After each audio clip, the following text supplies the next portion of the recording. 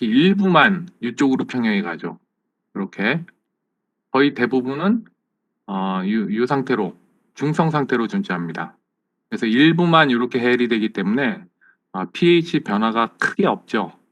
생각보다. 베이스도 마찬가지죠. 베이스도 물에 들어가면 물로부터 프로톤 하나 잡아먹고 그리고 이런 반응을 일으키는데 이제 베이스가 됐죠. 요거 역시 평형이 주로 이쪽 일부만 이쪽으로 갑니다. 대표적인 예를 들면은 아세트산 같은 경우 약산에 속하죠. 그리고 이 경우는 암모니아 같은 경우 아민이나 그런 것들이 이제 약염기 위크 베이스에 속합니다. 평형상수는 이제 이렇게 계산이 되겠죠. 이건 쉬운데 요거 우리가 산에 의한 산의 해리 상수는 앞으로 Ka 애시드라고요. 요 표현하고 그리고 베이스에 의한 요 OH- 생성 반응은 Kb 베이스 이렇게 평형상수를 우리가 앞으로 쓰기로 하겠습니다. 그래서 베이스 하이드롤리시스 컨스턴트 하이드롤리시스는 뭐 물에 의해서 어떤 분해가 일어난다는 거죠. 유기화학에서는 뭐 에스트레피케이션 일어난 다음에 그게 평형을 일으킬 때 물에 의해서 다시 역반응으로 가는 걸 우리가 하이드롤리시스라고 하죠. 물이 관여된 분해 반응 뭐 이런 거 정도로 생각하면 되겠습니다. 자, 그 다음에 애시드 디소시에이션 애시드 자체가 이렇게 분해되는 거죠. 그래서 애시드 디소시에이션 컨스턴트 이렇게 부릅니다. 여기 pKa에 대한 정의가 있는데 그냥 KA를 안 쓰고 왜 pKa를 쓰느냐. KA 값만 가지고는 우리가 직관적으로 이해하기가 쉽지 않아요. 뭐 10의 마이너스 몇 승, 뭐 거기다 그렇게 붙나요? 1점 몇 곱하기 10의 몇 승, 뭐 이런 식으로 가기 때문에 언뜻 직관적으로 와닿지 않죠. 그래서 pH처럼 이렇게 로그 스케일을 사용합니다. 그래서 pH가 작으면 작을수록 강산이 되죠. 그렇죠. pKa 값 정의는 똑같습니다. pH하고 마이너스 로그 Ka죠. 프로톤 농도가 아니라 pKa도 작으면 작을수록 강산이라는 얘기예요. 됐죠? 요거는 이제 명심하기 바래요. pKa 값이 작을수록 강산이다. 자, 요 밑에 있는 예를 봅시다. 아세틱 애시드의 Ka 값은 1.75 곱하기 10의 마이너스 5승. 그럼 pKa 값은 마이너스 로그 G에서 4.756. 이 정도면 약산이라는 얘기죠. 요거 평형상수를 한번 계산해 보세요. 평형상수로 계산하면 뭐 예를 들어서 암모니아 같은 경우 거의 몇백 개 암모니아 중성분자 거의 몇백 개 중에 1000개던가요? 하여튼 그 정도 스케일 중에 그 정도 중성분자 중에 한 개만 이렇게 프로톤 받아서 베이스 역할을 해요. 거의 대부분은 이걸로 존재한다는 얘기죠. 이 정도 돼야 약염기라는 얘기예요. 우리가 일반적으로 이해하기로. 됐죠? 여기서 이제 또 알아둘 것이 암모니아는 베이스인데 왜 테이블에 Ka 값으로 써놨냐? 베이스는 KB로 하잖아요. 물론 이제 NH3에서 테이블에 이렇게 KB 값을 쓸 수도 있겠죠. 그리고 PKB 이렇게 쓸 수도 있겠지만 그럼 테이블을 따로 두 개를 만들어야 되잖아요. 그냥 이런 식으로 비교하는 겁니다. 이게 프로톤을 하나 먹은 상태에서 Ka 값을 보면 이게 베이스인지 애시드인지 우리가 알 수 있다는 말이죠. 굉장히 높죠. 아까 아세틱 애시드는 4.7인데 암모니아라기보다는 암모늄, 프로톤 하나 먹은 암모늄 폼은 이제 프로톤을 내놓는데 능력이 이 정도, 10의 마이너스 9승 정도 오더에 있다는 얘기죠. 거의 해리가 잘 일어나지 않는다는 얘기죠. 그래서 이제 대부분 다 pKa 값을 쓰고 우리가 이제 뒤에 보겠지만 앞서 봤던가요? 우리가 봤었구나. 수업 시간에 한번 했었죠.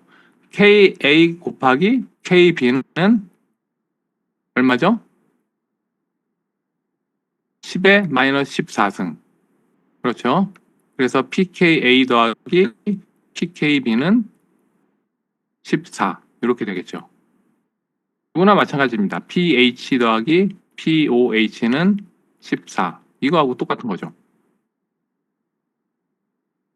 이렇게. 그래서 뭐 암모니아의 K 빛값을 알고 싶다. 그러면은 14하고 P를 붙여야죠. 14에서 요거 빼주면 되겠죠. 간단하죠? 자, 그 다음에 부티라민 같은 경우 이 경우는 10.64. 그러면 K 빛값을 보면 암모니아는 얼마예요? 14에서 9 빼면 5니까 9점이면 4.8 대략. 그리고 부티라민은 14에서 4에 3.4 정도. 그러면 암모니아하고 부티라민하고 어떤 게 더 강한 염기라고 할 수 있을까요? 낮을수록 강한 염기겠죠. K 빛값이니까 이번엔 요거죠, 요거. 그렇죠? 뭐 유기화학에서 쓰는 개념을 이야기하면 이게 일렉트론 도네이팅 그룹이잖아요. 부틸 그룹이. 그래서 전자 분포가 아민에 많아지니까 베이시티가 높아진다. 이렇게 이해하면 될 것 같아요. 지난번에 우리가 봤던 하이드로젠 플로라이드, 요 HF 불산이죠. 요 pKa 값을 보세요. 3.17. 상당히 높은 편이죠. pKa 값. Ka는 뭐 10의 마이너스 4승 범위에 있고 이런 거 이런 거 우리가 이거 봤었죠. 이런 것들은 거의 100% 해리합니다. 평형산수가 무지막지하게 높겠죠. 그런데 말해서 많이 해리되지가 않아요. 왜냐하면 F-이온이 너무너무 작아서 그 전하 분포가 굉장히 밀도가 높다고 우리가 할 수 있겠죠. 단위 표면 적당 전하 분포가. 그러니까 불안정하다 할 수 있죠. 상대적인 이야기입니다. 뭐 I-BR- 이런 거에 비해서 불안하다는 얘기죠. 자, 그래서 여기 이제 쭉 나와 있는데 뭐 아세틱 애시드, 아세테이트가 되고 프로톤 내놓는 게 뭐 이 정도 10의 마이너스 5승. 그리고 메틸아민 같은 거. 이게 요새 히트치고 있죠. 저기 그냥 이건 교양으로 하나 얘기해주면 태양전지 분야에 DSSC라는 분야가 있습니다. 다이 센서타이즈드 솔라셀. 다이 센서타이즈드 솔라셀. 이렇게 염료 감응 태양전지 이거 들어본 사람이 있을 거예요. 이게 90년대부터 시작돼서 보통 태양전지는 그 진공증착 과정 같은 좀 복잡한 공정을 거친 그다지 반도체에 비해서는 그다지 복잡하지 않은데 아무튼 돈이 많이 든다는 얘기죠. 반도체는 만들면은 굉장히 비싸잖아요. 근데 태양전지는 그 정도는 아니거든요. 보통 태양전지들이 오는데 요거 이제 이 DSSC는 그 화학적인 방법으로 만듭니다. 그냥 솔루션 케미스트리를 이용해서 만들기 때문에 가격도 굉장히 싸고 소재도 굉장히 싸요. 환경 친화적이고. 그래서 90년대 이후로 계속 연구를 진행해 오다가 2000년대 2010년대 2000년대 말 그러니까 지금부터 한 10년 약간 전이죠. 그때부터 페로브스카이트 솔라셀이라는 게 나왔어요. 페로브스카이트 솔라셀 이렇게. 페로브스카이트라는 건 이제 광물 결정 구조 이름인데 그 이제 새로운 태양전지 소재 결정 구조가 페로브스카이트 구조라고 해서 페로브스카이트 솔라셀이라고 부르고 거기에 핵심적인 소재예요. 메틸 암모늄 아이오다이드 이렇게. 그래서 전에 이거 연구하던 사람들이 다 이제 이쪽으로 다 넘어왔어요. 회사들도 전에 이거와 관련된 소재들 만들던 이제 회사들도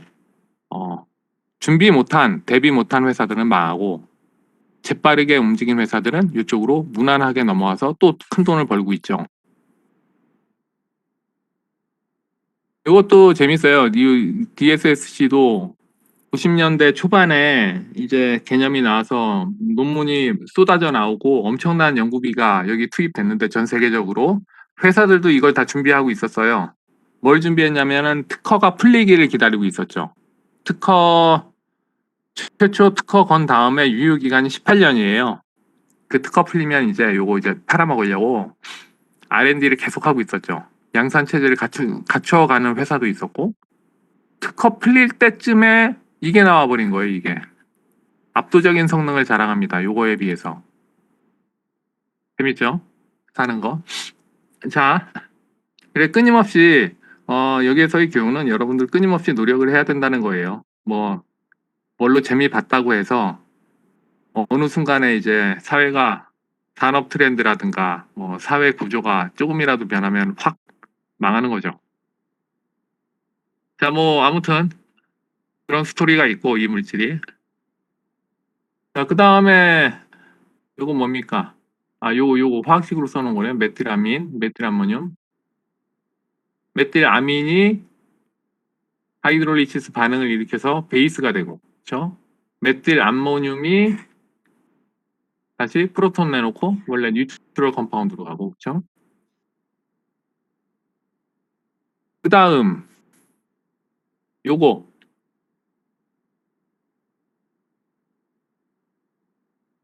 이 고등학교 때 화학을 열심히 안 하고 안 한 사람 뭐 안 한 사람도 있겠고 열심히 해도 이제 시험 문제 맞추기 바빠가지고 문제풀이에만 익숙해서 이런 기본 개념이 취약한 학생들이 좀 있어요. 이거 잘 봐두세요.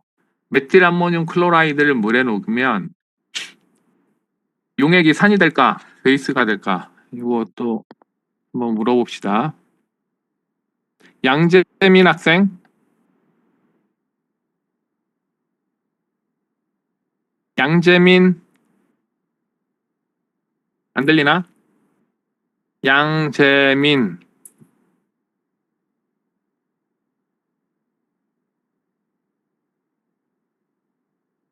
야, 없으면 결석이다. 양재민. 교수님, 할 수 없네. 교수님, 그러면 교수님,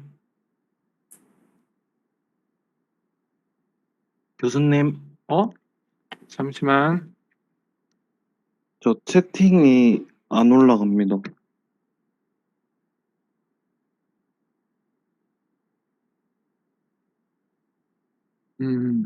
박정윤 학생.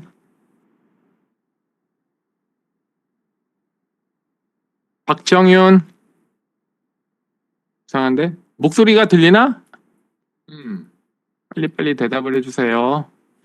자, 요거 물에 녹이면 산이 될까, 염기가 될까?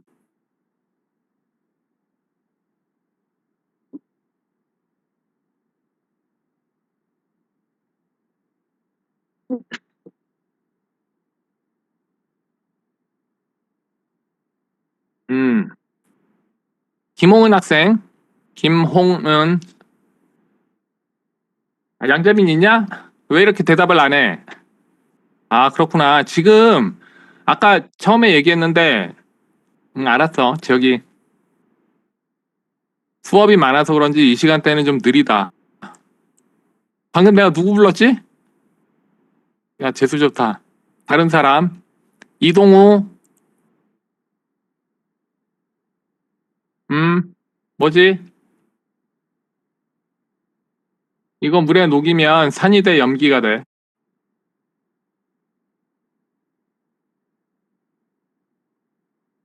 왜 염기가 될까?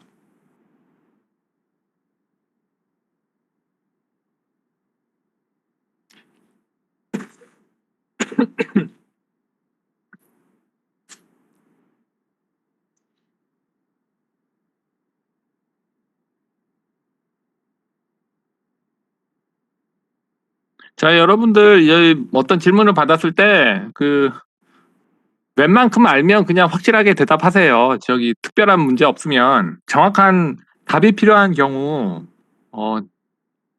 심각한 상황일 경우에는 아무렇게나 얘기하면 안 되는데 뭐 대충 이런 추측을 할 수 있다 그러면 자신 있게 대답하세요. 자신 있게 대답하면 듣는 사람이 다 넘어가요. 알겠죠?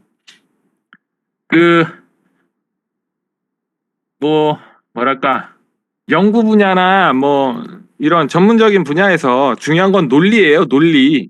답이 틀리더라도 논리가 맞는 게 중요해요. 예전에 컨설팅 회사 취업 준비하던 그 동기 친구 얘기를 들었는데, 컨설팅 회사 취업 면접할 때 핵심적으로 보는 게 정답을 맞추는 게 아니라 그 논리 추론 과정을 본다고 그래요. 답은 맞느냐 틀리냐는 상관없대요. 평소에 우리가 정답 맞추기 놀이만 너무 해가지고 그런데 익숙하지 못한데, 지금 확률 반입니다. 산염기. 한 번만 더 물어보자. 원성목 학생, 이거 물에 녹이면 산일까 염기일까? 요거. 원성목 산이야 염기야?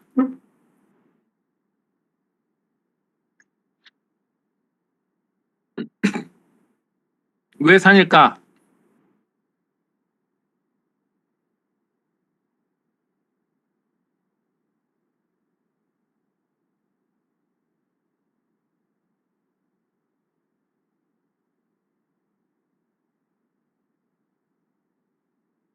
그렇지. 정답입니다. 자, 이걸 보세요. HCl이 물에 녹으면 이렇게 되죠. 거의 다 이쪽으로 가고 이쪽은 거의 일어나지 않죠. Cl-가 굉장히 안정한 이온이라는 얘기예요. 그렇죠? 이 정도는 우리가 직관적으로 알고 있잖아요. 이게 그래서 이미 안정하기 때문에 물하고 반응해서 하이드롤리시스를 일으킬 일이 거의 이런 일이 일어나지 않는다는 거예요. 다 그냥 이 상태로 존재한다는 거고. 요 메틸 암모늄을 봅시다. 메틸 아민을 물에 녹이면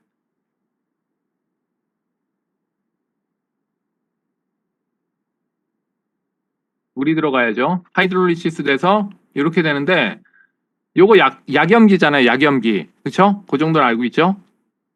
약염기라는 얘기는 거의 다 이쪽으로 가고 이쪽으로는 별로 가지 않는다는 거예요. 거의 대부분은 중성, 일부만 이렇게. 그 얘기는 이 물질과 중성분자와 양이온 형태의 암모늄 이온 안정성을 보면 이게 더 안정하다는 얘기죠. 이 상태를 더 좋아한다는 거죠.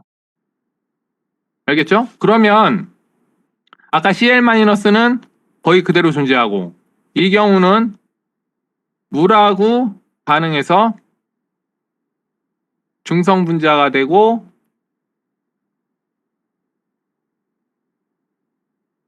그냥 편하게, 당연히 물하고 반응하지만 그냥 하나 내놓는다고 합시다. 이해하기 편하게. 이렇게 프로톤 내놓는 요 형태를 더 좋아하잖아요. 요거보다.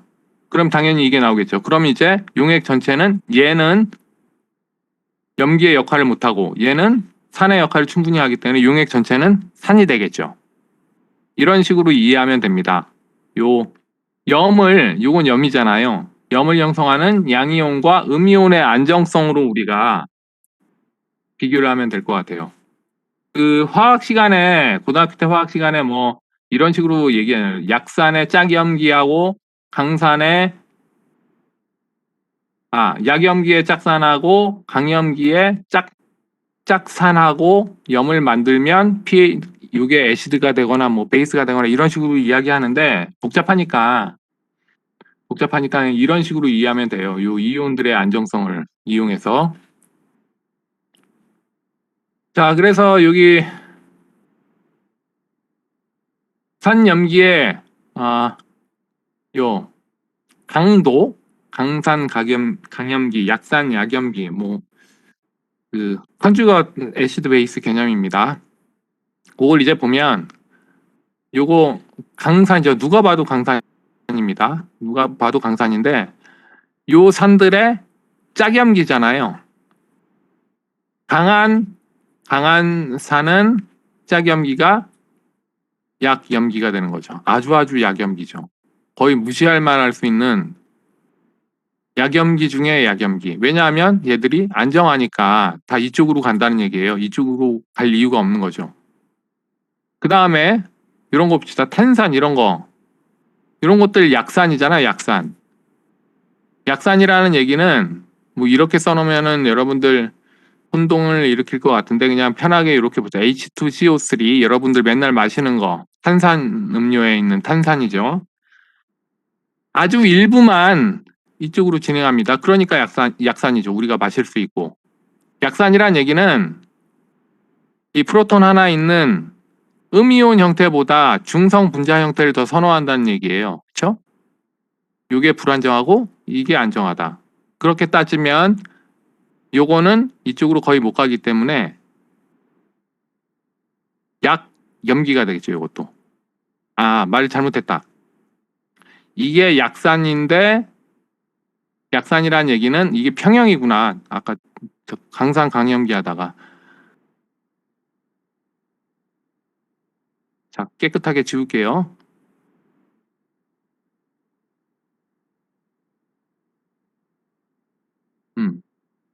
자, 평형이 요 경우는 요만큼, 거의 이만큼. 그런데 아주 무시할 만한 정도는 아니에요. 요 경우처럼. 요게 물에 들어가면은 이거는 거의 존재하지 않고 거의 다 이걸로 존재한다고 했죠. 요 약산 약염기는 양쪽이 아무튼 어느 정도 분포를 이루고 존재하기 때문에 약산의 짝염기도 약염기, 약염기의 짝산도 약산 이렇게 되는 거죠. 강하고 약하고, 약하고 강하고, 약하고 약하고. 됐죠? 이런 식으로 이해하기 바랍니다. 자, 그 다음 폴리프로틱 애시드 베이스입니다. 폴리프로틱은 우리가 뒤쪽에 이제 챕터가 위크 애시드 베이스 있고 또 폴리프로틱 애시드 베이스가 따로 챕터가 있습니다. 왜냐하면 이게 단계별로 진행되기 때문에 다루는 것들이 약간 더 복잡해져요. 기본적인 방식은 똑같지만 대표적인 게 이런 거죠. 옥살릭 애시드. 요거 이렇게 부조식으로 보는 게 더 편하죠. 이렇게 카본 2개, 카르복실릭 애시드 양쪽에 달려 있는 거. 아주 뭐랄까 광범위하게 쓰이는 물질이죠. 요런 것들 옥살릭 애시드 프로톤 2개 있으니까 하나 떨어뜨리고 여기서 하나 떨어진 이온이 프로톤 또 하나 내놓을 수 있죠. 이번에는 마이너스 2가가 되죠. 그 다음 우리가 익숙한 인산. 인산은 여기 처음 우리가 알고 있는 중성 분자부터 봅시다. 여기 있는데 떨어질 수 있는 프로톤이 이렇게 3개죠.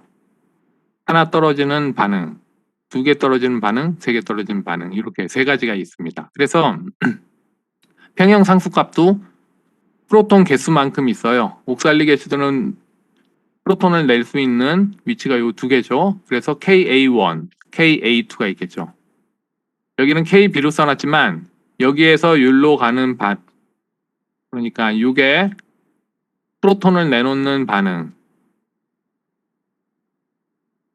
이렇게 하면 KA인데 KA1 첫 번째 반응이라는 얘기죠. 그 다음에 프로톤 또 하나 내놓으면 KA2 또 하나 내놓으면 KA3 이렇게 씁니다. 그런데 이 값을 보세요. 옥살릭 애시드를 보면 KA1 값이 10의 마이너스 2승 범위에 있죠. KA2는 10의 마이너스 5승입니다. 어느 반응이 더 잘 일어난다는 얘기예요. 중성 분자에서 프로톤 하나 내놓는 게 더 잘 일어나나 아니면은 하나 떨어진 다음에 또 하나 내놓는 요 반응이 잘 일어날까요? 10의 마이너스 5승, 10의 마이너스 2승. 자꾸 잠시만요. 요게 더 정반응이 잘 일어난다는 얘기잖아요. 그렇죠? 그래서 이것도 마찬가지예요. 아, 여기 잘못됐다. KA1이 굉장히 크고 KA2가 작고 KA3가 작습니다. 거의 모든 약산에서 KA2, KA3 모든 약산에서 이런 식으로 전개가 돼요. 그러면 KB 값은 어떻게 될까? KB 보기 전에 왜 이런가부터 봅시다. 자, 중성 분자에서 하나 떨어지면 마이너스 1가가 되죠. 여기서 또 하나 떨어지면 마이너스 2가가 되죠. 분자 하나 내에 전하가 이렇게 많아집니다. 점점. 불안정해지죠, 점점. 문자 하나 내에 전하량이 많이 존재한다. 이게 불안정하다는 얘기죠. 그렇기 때문에 KA1 값이 항상 높습니다. KA2가 높고 3가 높고 4개 떨어질 수 있으면 KA4보다 KA3가 높겠죠. 그렇죠? 그 다음 KB 값을 비교해보면 요거 우리가 KA 곱하기 KB는 얼마? 10의 몇 승? 신승훈 학생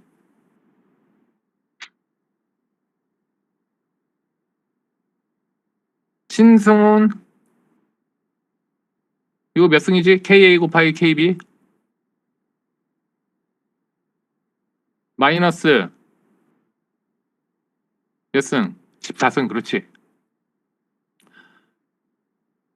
그러면 요 KB 값은 이번엔 거꾸로 될 거 아니에요. 이렇게 B1, B2, B3. 그렇죠? 곱해서 요 역수관계니까 두 개가. 봅시다. KB1 여기서 10의 마이너스 2승, B2 10의 마이너스 7승, B3 10의 마이너스 12승. 그렇죠? 자, 요 정도 알고 그 다음에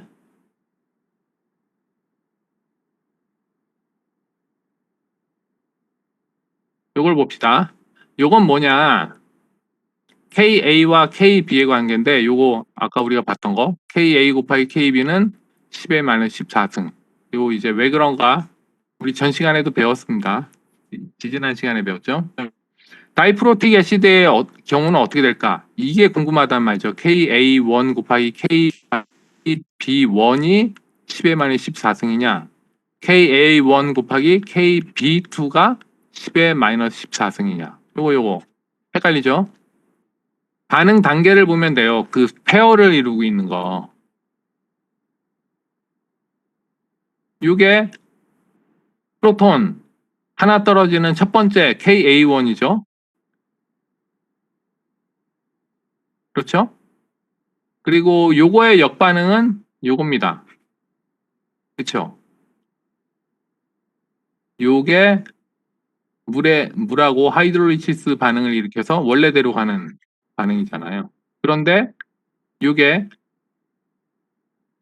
HA-는 프로톤 KB1은 첫 번째 프로톤을 먹는 반응이고 이건 두 번째 프로톤을 먹는 반응이잖아요. 그러니까 B2가 되겠죠. 그래서 두 개를 곱하면 KW 10의 마이너스 14승이 되는 거죠. 마이너스 14승. 반대로 KA2는 KB1 이렇게 되는 거죠. 그래서 이런 식이 성립한다.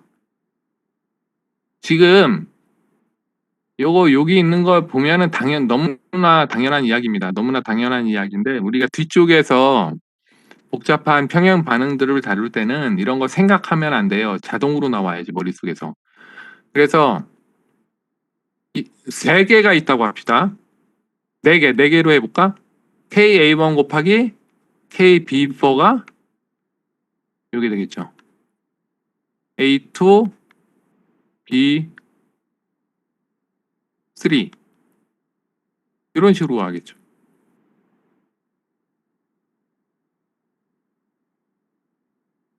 이런 식으로. 알겠습니까? 프로톤이 4개일 경우에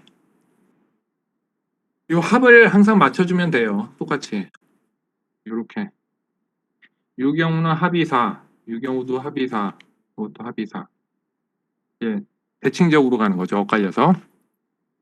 자, 6장 여기까지 하고 7장 들어갑시다.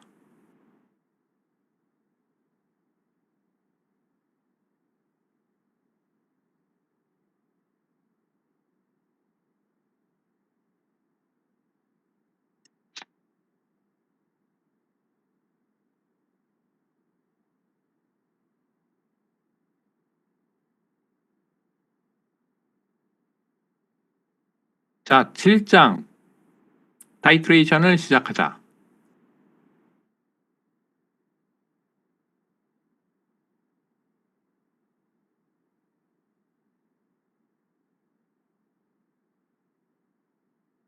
자, 타이트레이션을 시작하자는 얘기죠.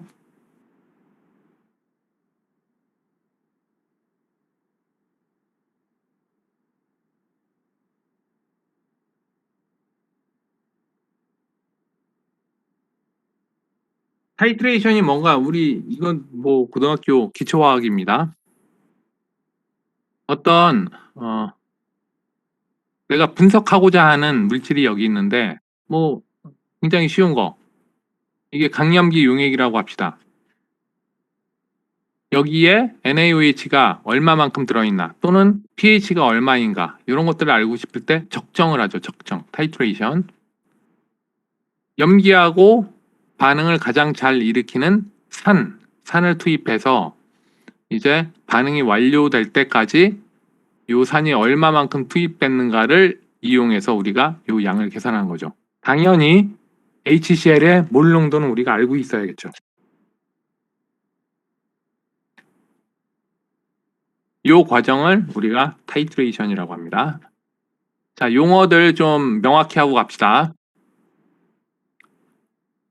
타이트레이션 할 때 적정하는 시약, 적정 시약을 타이트런트라고 합니다. 타이트런트.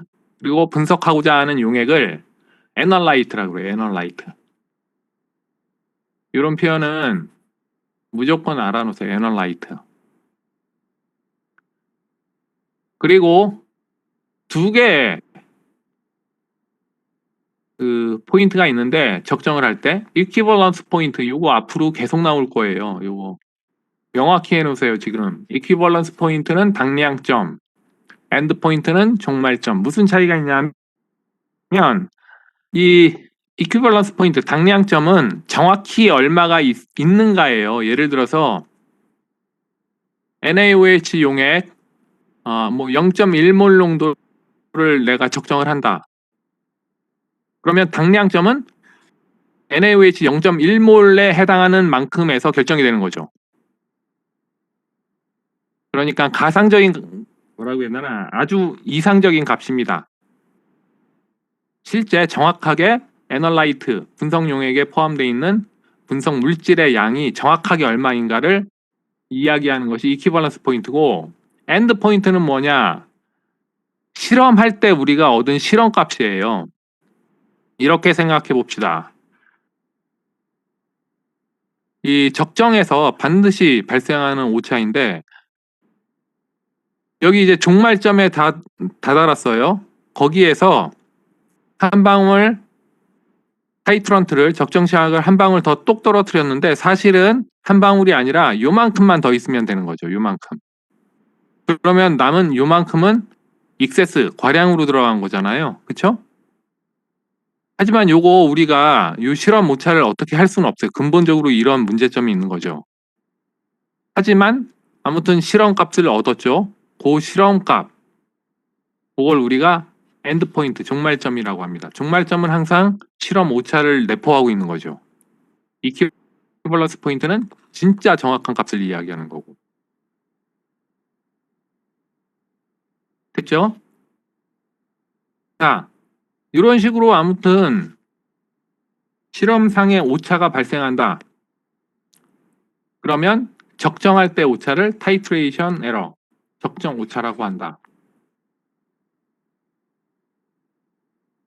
됐죠? 요 밑에 있는 이제 얘는 대표적인 적정 실험의 예입니다. 요 반응 가지고 뒤에 이제 계속 설명이 나올 거예요.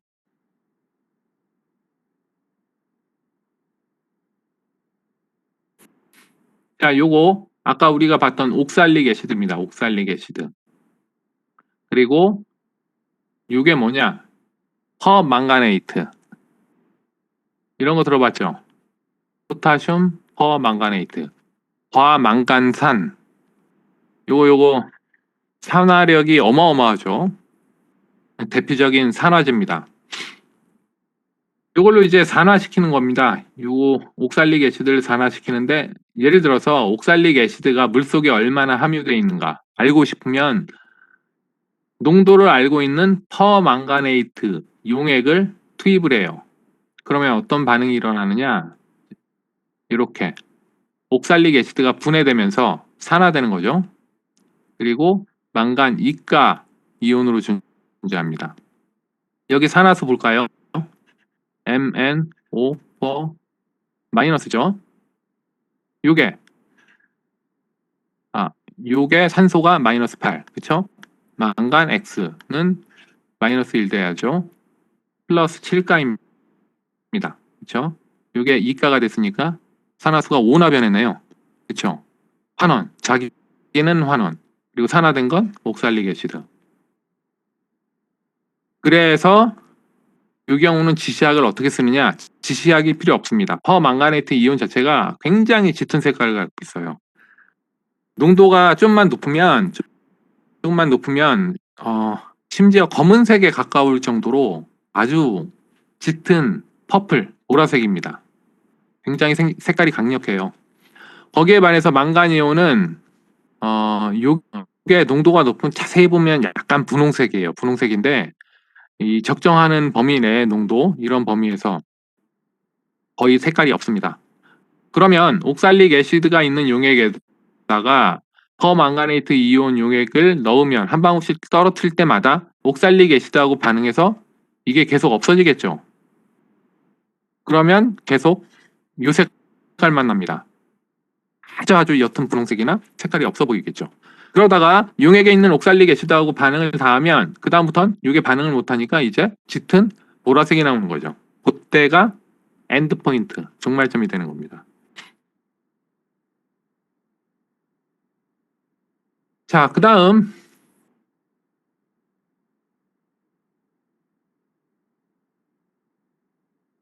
프라이머리 스탠다드라는 표현이 나오는데 이 적정 시약 얘기예요. 적정 시약. 그러니까 내용을 봅시다. 프라이머리 스탠다드, 적정 시약으로 프라이머리, 이걸 우리말로 어떻게 번역해야 될까요? 일단 갑시다. 순수해야 된다. 또 순도가 뭐 97% 시약이다. 이거 적정에 쓸 수 있을까요? 쓸 수 없겠죠. 아주 순수해야 된다는 얘기입니다. 뭐 99.9%면 충분하다. 이렇게 나오죠. 아니면 뭐 99.999% 이건 더 좋겠죠. 보통 이제 화학 시약들 보면 고순도, 분석용 고순도 시약들이 대부분 이런 범위 내에 있어요. 99.999 아니면 99.99, 약간 더 싸면 뭐 98, 뭐 이런 식으로 갑니다. 요 굉장한 순도예요. 요만 해도. 그런데 문득 생각나는데 2년 전인가요? 일본에서 소재 부품 가지고 우리나라 장난칠 때 아까 이야기했던 요 불산, 요거 일본에서 우리나라 반도체 회사에 삼성이나 뭐 하이닉스에 공급하는 불산의 순도가, 야, 이거 나 그때 뉴스 보고 처음 알았는데 이게 12개. 요런 거를 우리가 5-9이라고, 순도가 얼마냐? 그럼 5-9입니다. 이런 식으로 얘기해요. 그 얘기는 5-9이 뭐냐? 부가 다 5개라는 얘기죠. 99.999%. 요건 4-9 순도. 요건 12-9 순도. 야, 이런 순도는 듣도 보도 못했습니다. 아무튼 그런 걸 공급했었대요. 요걸 만드는 기술이 없어서가 아니라 중요한 건 양산하는데 이 순도를 유지한다는 게 중요하죠. 요게 공정 기술이죠. 그게 이제 일본이 우리보다 앞서 있던 거죠. 자, 아무튼 요 정도 순도, 더 순도 높으면 좋고, 일단 순도가 높아야 한다는 얘기고, 그리고 보통 이제 저장할 때 분해가 되면 안 된다. 당연하죠. 이제 스탠다드 시약으로 적정하려고 사놨는데 6개월 있다가 보니까 이게 일부가 분해됐습니다. 그럼 순도가 변하겠죠. 그런 경우 프라이머리 스탠다드로 쓸 수 없다. 안정해야 된다는 얘기예요. 그리고 뭐 열이나 진공에도 안정해야 된다. 보통 어쩔 수 없이, 이거는 뭐 책에, 여러분들 학부 책에는 그런 얘기는 안 나오는데 실험할 때 굉장히 중요해요. 그 시약을 관리한다든가 실험 과정을 컨트롤하는 거. 공정이나 마찬가지죠. 예를 들어서 한여름에 아주 습한 상황에서 흡수성이 강한 시약을 다룰 때 굉장히 골 아픕니다. 그래서 아무리 병뚜껑을 꽉꽉 막아놔도 어쩔 수 없이 새 들어가는 물이 있고 그 흡수해 버리거든요. 그러면은 무게가 달라지잖아요. 그래서 이제 그런 경우에 물을 제거하는 과정을 거치는데 진공을 가하거나 또는 열을 가하거나 또는 진공을 가하고 열을 가하거나 이런 식으로 물을 제거합니다. 그런데 그런 실험을 하는데 물을 제거하는데 얘가 분해되면 안 되잖아요. 그래서 열이나 진공에서도 안정해야 된다. 그렇죠? 그래서 이제 물을 제거할 수 있어야 된다 이런 이야기입니다. 그리고 타이트런트와 반응할 때 스토이키오메트리를 알아야 된다. 그러니까 이게 무슨 소리냐? 왜 에널라이트가 아니고 타이트런트냐? 그래서 이게 일단 프라이머리 스탠다드라는 표현을 사용하는데 적정할 때 뭐 이런 걸로도 적정 많이 합니다. NaOH 강염기, 그렇죠? 뭐 HCl로도 적정할 수도 있고. 그런데 요 NaOH 이런 거 이 조건을 만족할까요? 이 조건 만족을 못합니다. 물을 너무 많이 먹어요, 얘가. 그래서 뭐 열에 의해 그렇게 쉽게 분해되진 않지만 뭐 우리가 물 제거하는 온도 뭐 100도, 200도 이런 온도 범위에서는 얘가 뭐 분해 반응을 일으키진 않지만 무게 잴 때 물을 먹어요. 그래서 저울에 올려놓고 무게 재는 사이에 무게가 쭉쭉쭉쭉 올라가는 게 눈에 보일 정도입니다. 그럼 요거 NaOH 용액을 어떻게 우리가 정확하게 농도를 맞추느냐, 이런 프라이머리 스탠다드를 이용해서 요 용액을 농도를 정확하게 먼저 적정하고 이제 요걸 이용해서 다른 시약들을, 다른 용액들을 적정을 할 수 있다는 얘기죠. 알겠죠? 그런데 사용하는 게 프라이머리 스탠다드입니다. 요거를 이용해서 뭐 어떤 분석 용액이 있다, 에널라이트. 요걸로 예를 들어서 요거 적정이 가능하다. 그러면 요게 이제 타이트런트가 되는 거죠. 아무튼 적정 시약으로서 가장 이상적인 그런 조건을 갖춘 그런 시약들이 있어요. 그런 것들을 우리가 프라이머리 스탠다드로 한다. 요걸로 이제 다른 적정 시약마저, 적정 시약도 우리가 적정할 수 있다는 얘기죠. 적정하는데 사용된다. 적정 시약을. 자, 그래서 스토이키오메트리가 알려져 있어야 된다. 뭐 요거하고 타이트런트하고 몇 대 몇으로 반응하는가를 우리가 정확히 알아야 그 원래 있었던 양을 계산할 거 아니에요.